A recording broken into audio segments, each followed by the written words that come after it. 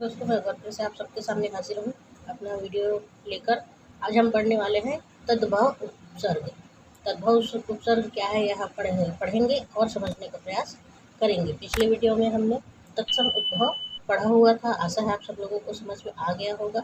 जो लोग मेरे चैनल पे नए हैं वे सब्सक्राइब करके बेल आइकन प्रेस कर ले और आगे भी भेजते जाएँ।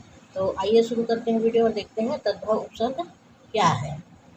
ये वे उपसर्ग हैं जो या तो संस्कृत उपसर्गों से विकसित हुए हैं या संस्कृत के अवयव शब्दों से निकले हैं। ये क्या है? संस्कृत से विकसित हुए हैं, आए हैं या संस्कृत अवयव शब्दों से निकले हैं या संस्कृत में प्रयुक्त कतिपय गति शब्दों से उत्पन्न हुए हैं या संस्कृत में जो प्रयुक्त होता है उससे कतिपय गति शब्दों से उत्पन्न हुए हैं। इन उपसर्गों का उद्भव एवं विकास निम्नलिखित प्रकार से हुआ है।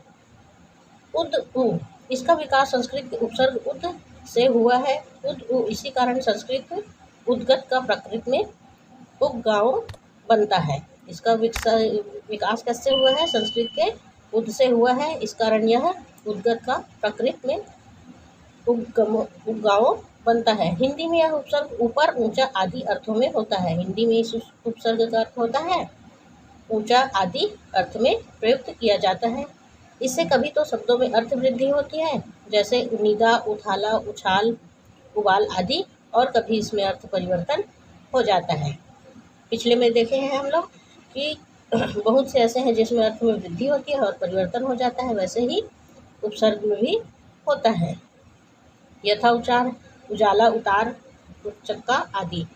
उन इसका विकास संस्कृत एकोन से हुआ है। स एकोन, पाली एकुन, प्रकृत ऊन, हिंदी ऊन। यह उपसर्ग एक नहीं या एक कम से कम के अर्थ में प्रयुक्त होता है। एक नहीं या एक कम के अर्थ में प्रयुक्त होता है, जैसे 59, 69, 19 आदि।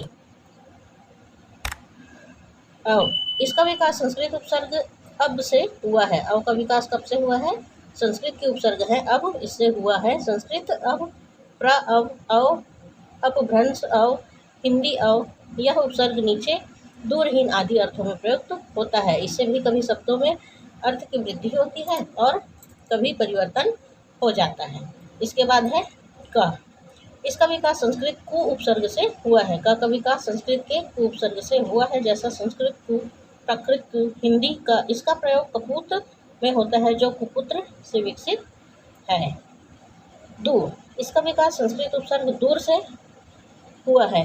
इसका विकास संस्कृत के जो उपसर्ग है दूर उससे हुआ है। संस्कृत दूर, प्रकृति दूर, अपभ्रंश दूर, हिंदी दूर। यह उपसर्ग दिन या बुरा के अर्थ में प्रयुक्त होता है। इसके प्रयोग से भी शब्दों में अर्थ वृद्धि होती है या तो फिर इसमें परिवर्तन हो जाता है। नी इस उपसर्ग का विकास संस्कृत उपसर्ग नीर से हुआ है। नी का विकास कहाँ से हुआ है? संस्कृत के एक उपसर्ग है नीर, जिससे हुआ है। यथा संस्कृत नीर, प्रकृत नीर, नी। हिंदी नी यह उपसर्ग रहित, निषेध, बिना आदि अर्थों में प्रयुक्त होता है। इसका कहाँ होता है प्रयोग? निषेध या बिना आदि अर्थ के प्रयुक्त होता है। दोनों का, इसमें भी दोनों कार्य होते हैं। अर्थ में वृद्धि होती है और परिवर्तन हो जाता है। इसके बाद है पर। इसका विकास संस्कृत अ से हुआ है। संस्कृत पर, प्रकृत पर, हिंदी पर। यह उपसर्ग पहले की पीढ़ी के अर्थ में प्रयुक्त होता है। यह क्या होता है? पहले की पीढ़ी का जो अर्थ होता है उसमें प्रयुक्त होता है, जैसे पर्दा, पर नाना, पर पोता आदि। इसका विकास संस्कृत उपसर्ग सु से हुआ है। यथा संस्कृत सु, हिंदी सा। उदाहरण सपूत, सुपुत्र। दृष्टव्य है इसमें माता प्रसाद, ये कामता है, गलत शब्द गया है। कामता प्रसाद गुरु ने तद्भव अथवा हिंदी के उपसर्ग इस प्रकार माने हैं। अ है अभाव, निषेध। उदाहरण अचेत, अज्ञान, उदर, अलग। संस्कृत में स्वर आदि शब्दों के पूर्व अ के स्थान पर अन हो जाता है, परंतु हिंदी में अन व्यंजन आदि शब्दों के पूर्व आता है, जैसे अनगिनत, अनमल, अनहित आदि। अनूठा, अनोखा। संस्कृत के अपभ्रंश जान पड़ते हैं जिनमें अन उपसर्ग आते हैं। यह क्या है? संस्कृत के एक अपभ्रंश जान पड़ता है जिसमें अन आदि उपसर्ग आते हैं। तो ये था हमारा तद्भव उपसर्ग। आधा देखे हैं, आधा हम कल के वीडियो में देखेंगे, तो नहीं तो वीडियो काफ़ी लंबा हो जाता है। आशा है सब लोगों को समझ में आ गया होगा। लाइक सब्सक्राइब करने के साथ आगे भी भेजते जाइए। आज के लिए इतना ही। धन्यवाद। जय हिंद।